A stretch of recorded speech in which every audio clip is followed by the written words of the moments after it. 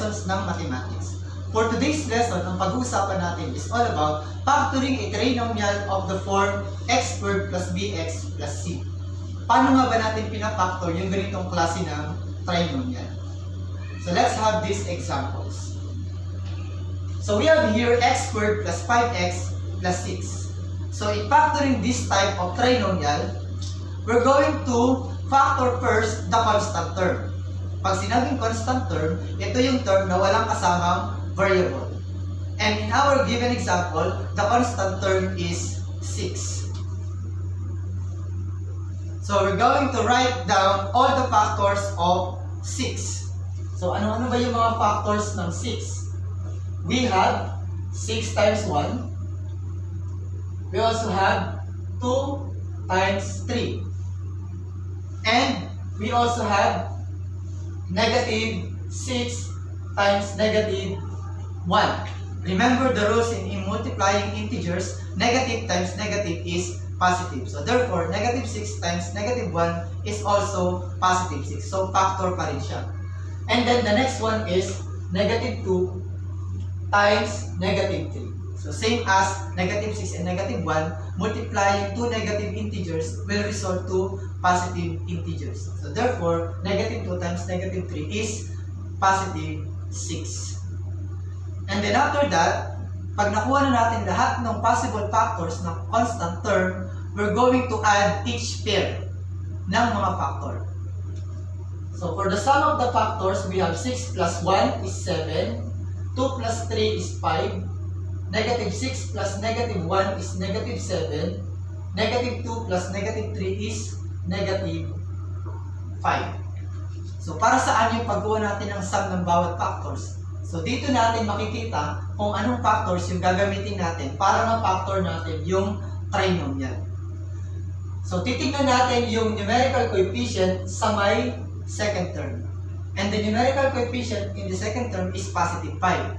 So paano natin mahahanap yung factor? Titingin tayo dito sa sum of the factors na kung saan kukunin natin yung factors ng 6 na ang sagot pag pinag-add ay 5. At ang factors na yun ay 2 and 3. Then, pag na-identify na natin yung mga factors, we can now proceed with the factoring. So, we have here the factored form.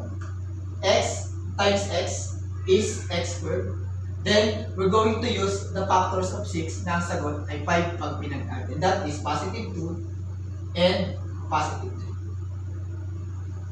3. And this is the factored form of the first given. Next, x squared minus 7x minus 8. So same procedure, we're going to factor the constant term, and in this given, the constant term is negative 8.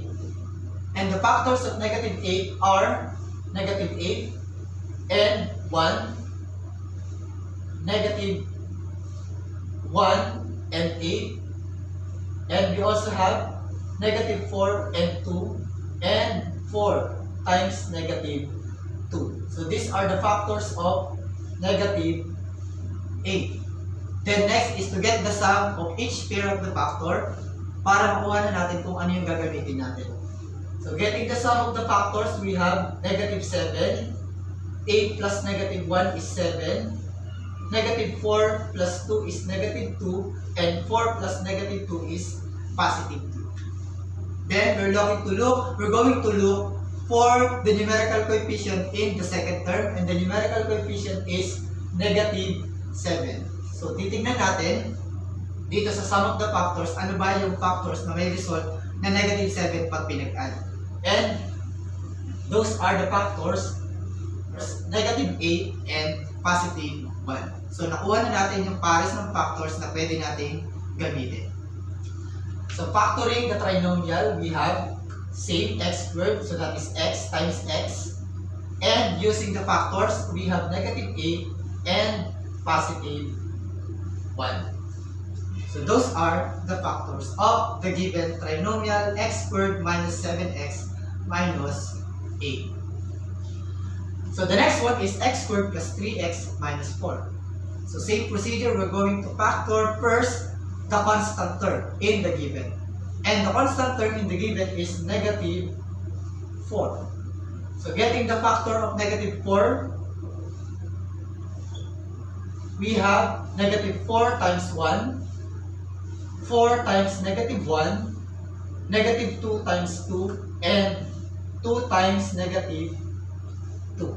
So these are the factors of negative 4, and then get the sum of each pair of the factors. We have negative 4 plus 1 is negative 3, 4 plus negative 1 is 3, negative 2 plus 2 is 0, 2 plus negative 2 is also 0.